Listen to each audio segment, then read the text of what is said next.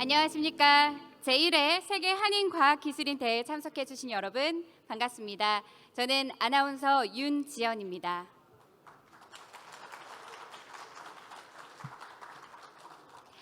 (10시) 개회식 앞서서요. 2010년 노벨상 수상자인 콘스탄틴 노브셀로프 영국 맨체스터 대학교 교수님의 기조 강연이 있겠습니다. Materials for the Future라는 주제로 기조 강연을 진행해 주실 콘스탄틴 노브셀로프 교수님을 여러분 큰 박수로 맞이해 주시기 바랍니다.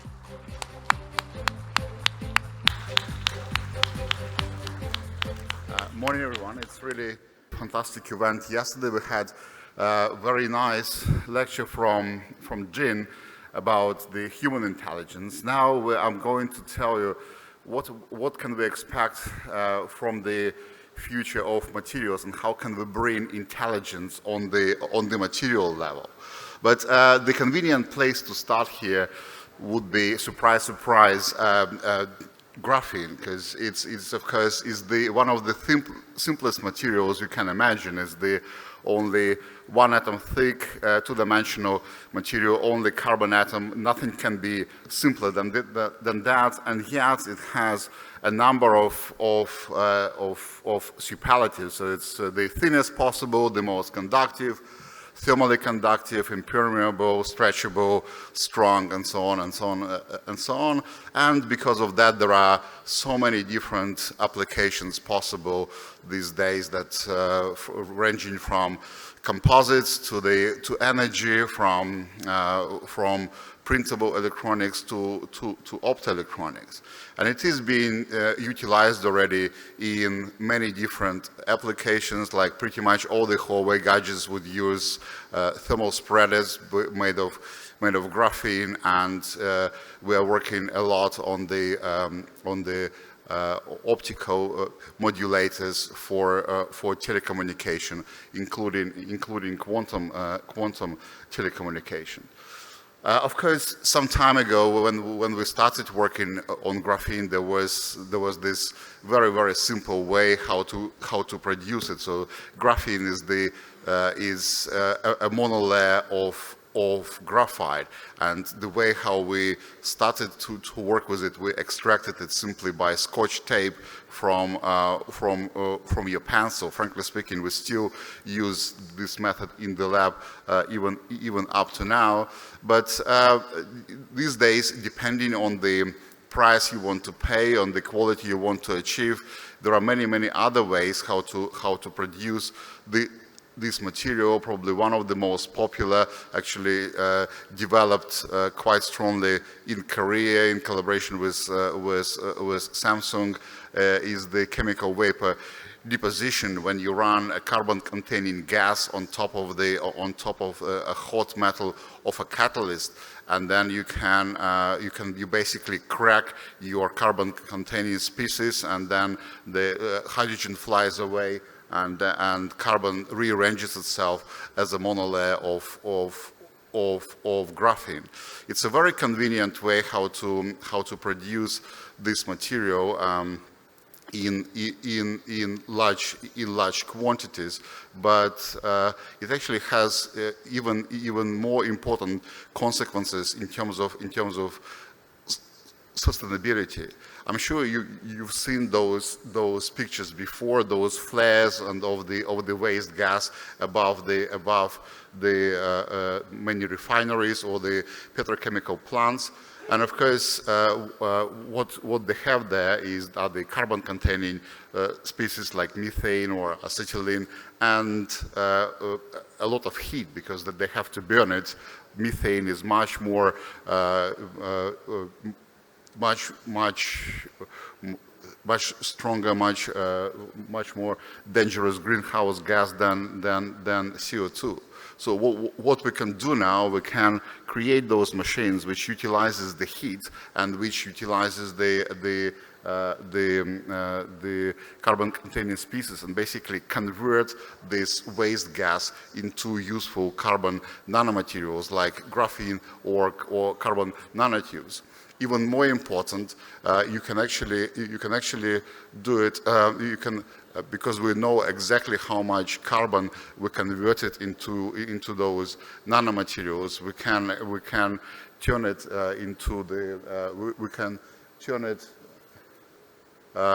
we can register it directly on a ledger, so and we can account for the carbon credits immediately. Anyway, so there are many other ways how to produce graphene. So depending on the particular application, you can use one or another. You can for printable electronics, you would use chemical methods. You can use some epitaxial methods for electronic grade graphene. But we can actually ask the next question here. Okay, if we use lead pencil and we can produce graphene. Imagine if we can afford to buy other pencils as well. Can we produce more materials? And the answer is yes. So these days, we're actually not talking only about graphene, we're talking about the whole family of two-dimensional materials. They have one thing in common, they're all one atom thick or one unit cell thick, but they actually cover a huge range of properties, from the most insulating to the most conducting, superconductors, ferromagnets, semiconductors, ferroelectrics, you name it. And then, of course, it's very, very exciting for a physicist to study the properties of those two-dimensional materials, because physics in 2 dimensions is quite a bit different from physics in 3 dimensions. But then you can actually do quite a nice trick, because when I come to my lab, I have those 2-dimensional materials just available to me in this one monolayer thick form. And then what I can do, I can start putting them together on top of each other and create artificial materials, those which don't exist in nature, but we can create, we can assemble them in the lab. So basically now we have a way how to produce material with pretty much any properties. We can encode any property, any functionality with the atomic precision, and we used it to produce many different materials like transistors, like light-emitting diodes, photodetectors, solar cells, and so on and so on and so on. So in all those materials, we basically really use this atom by atom or layer by layer engineering, and that's the So this was a long introduction. I just wanted to tell you that, so these days we're not limited anymore by the materials which are given to us by nature. We can produce materials with the on-demand properties, with the predetermined functionalities, and we can assemble them with the atomic precision and encode those functionalities and those properties into that layered heterostructure. So we are not slaves of those materials which are given to us by nature. But now, actually, I really want to jump to the main topic of my talk. So that's the state of the art of the material science. But if you are given a completely free hand, what would you want from your materials to be? So rather than asking you just one by one here, just what kind of properties do you want from your materials, let me show you this clip, and I'm sure that lots of people in the audience do recognize it. It's from Terminator 2 movie. And the only reason, so this movie was shot in 1991. For those who don't remember, it's about a robot which was sent from 2029 back to 1991 to kill Sarah Connor and her son. And the only reason I'm showing it to you is to show you how people, the directors of this movie, back in 91 thought about the materials we're going to have in the future. So the materials needs to be changing shape, changing color, self-healing, self-adaptable, and so on and so on and so on, right?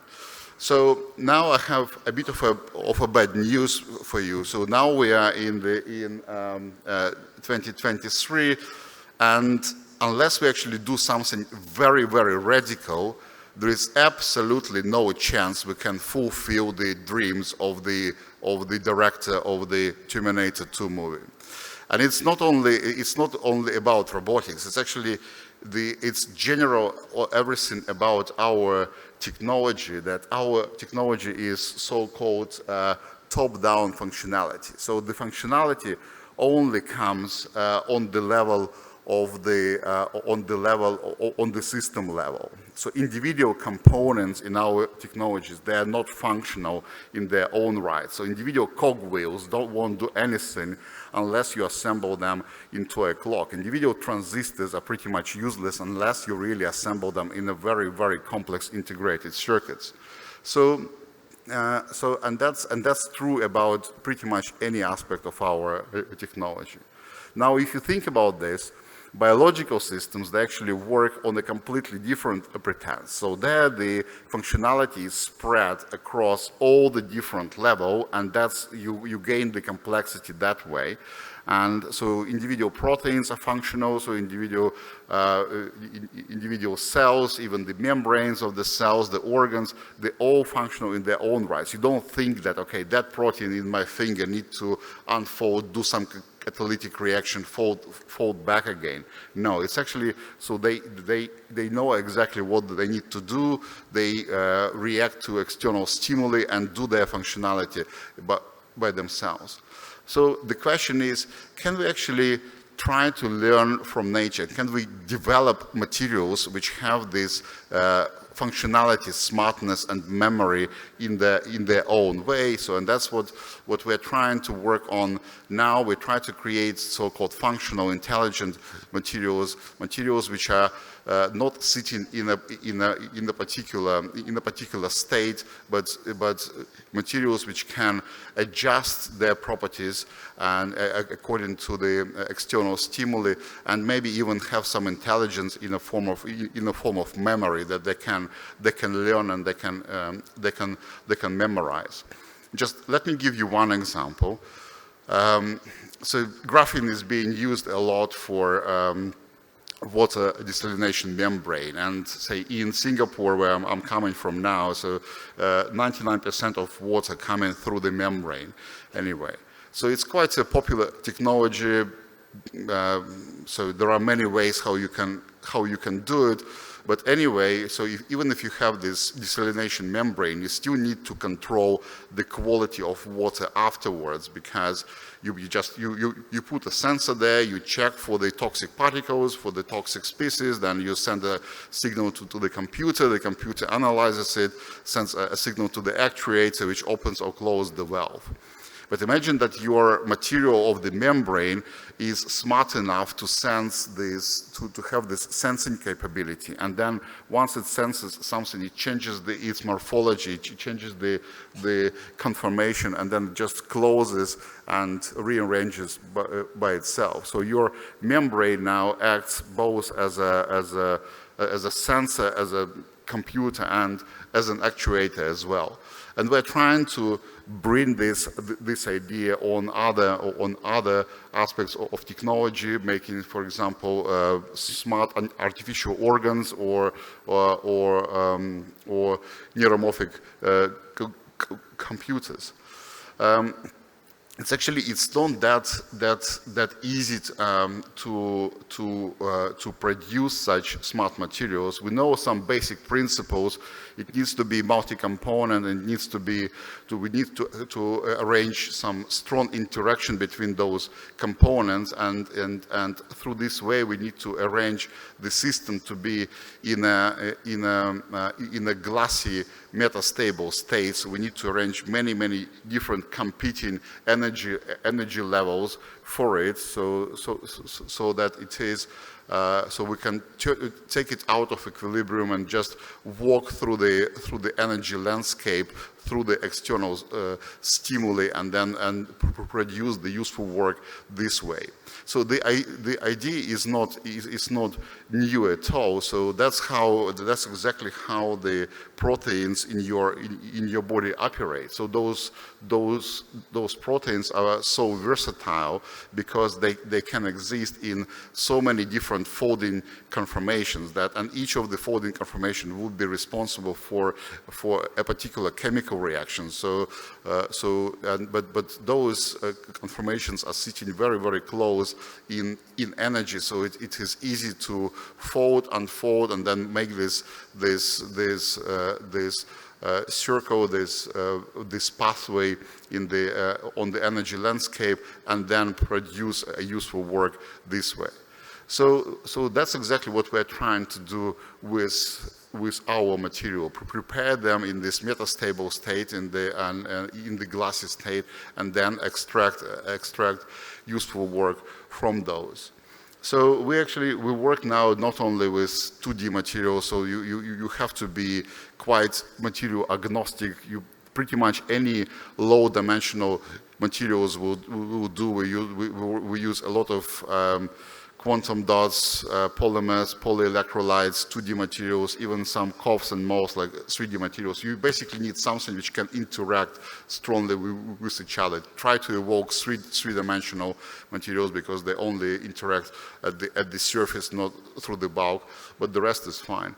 And then you just try to figure out these interaction pathways where you can create a composite materials which can be programmed to produce some useful response to external stimuli, but also you try to create a phase change in the material structure itself to promote some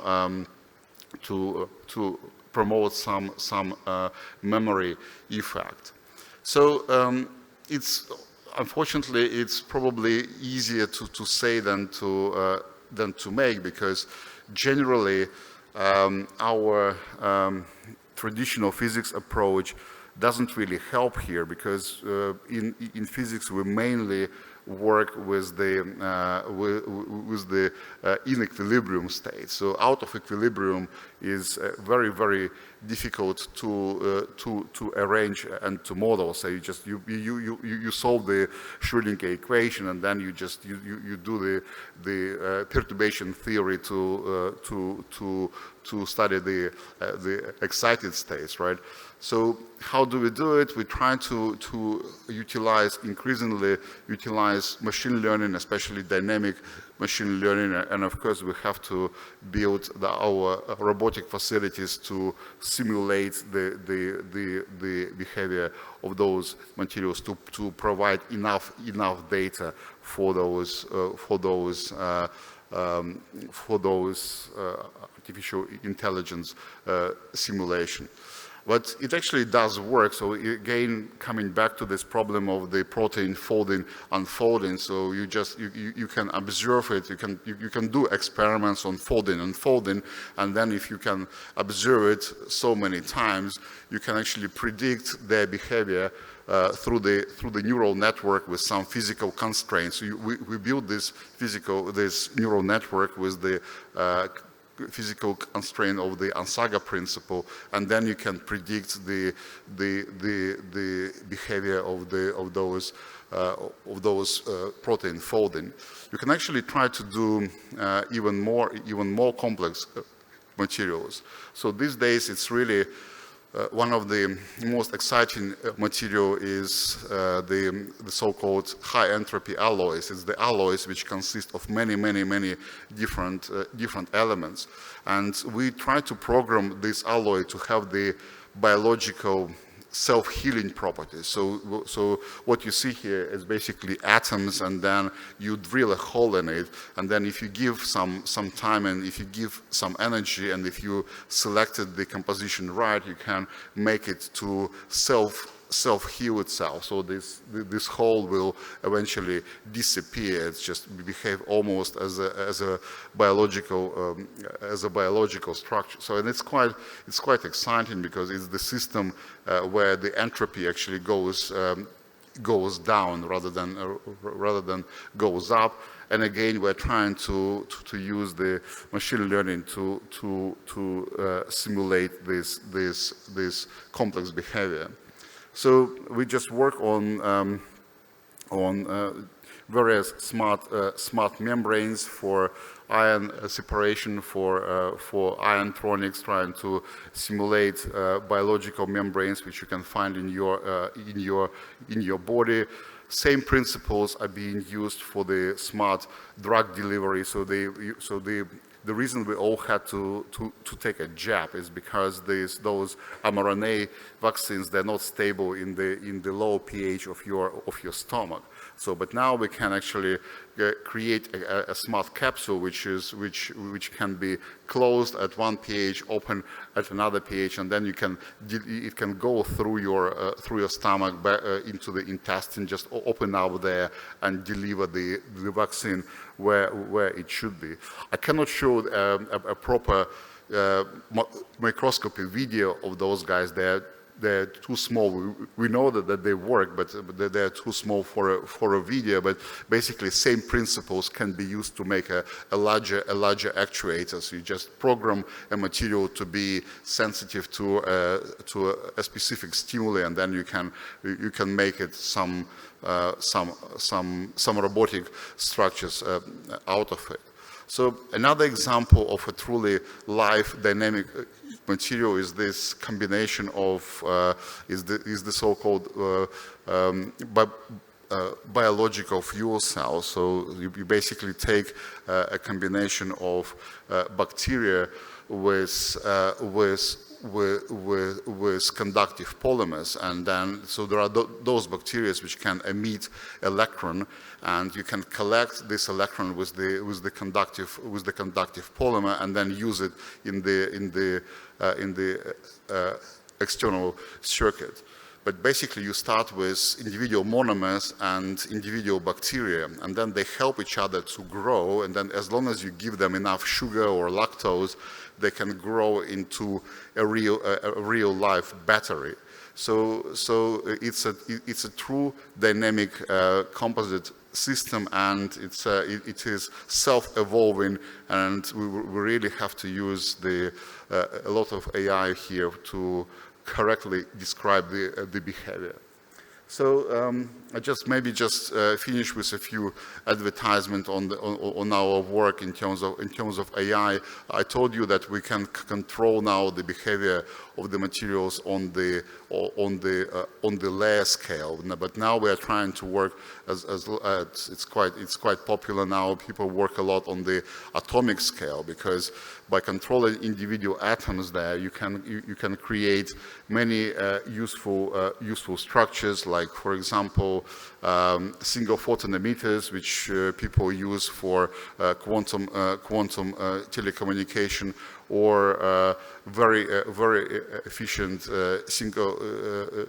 single atom catalyst. So you just with really a few atoms, you can achieve the catalytic behavior which you were previously achieving with very expensive noble metals.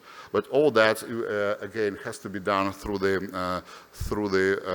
smart modeling, and we created big databases of those individual defects. So it's an open database, and again I'm welcoming people to join us in the utilization of those databases.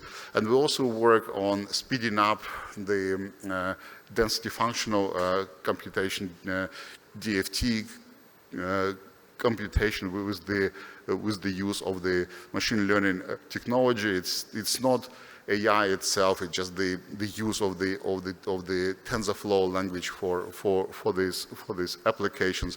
But it definitely speeds up the computation, so we can compute more and more complex systems. So I think I will stop here, and then I'll just conclude that So already now we can produce materials on demand with the predetermined properties and predetermined functionality. But I think that the future would be if we start to produce smart materials, functional materials, which can evolve by themselves and adapt themselves to the external environment, to the changing environment, and we foresee that we can apply those materials for a number of different applications in sustainability, smart robotics, healthcare, energy. Thank you so much. It's really a pleasure.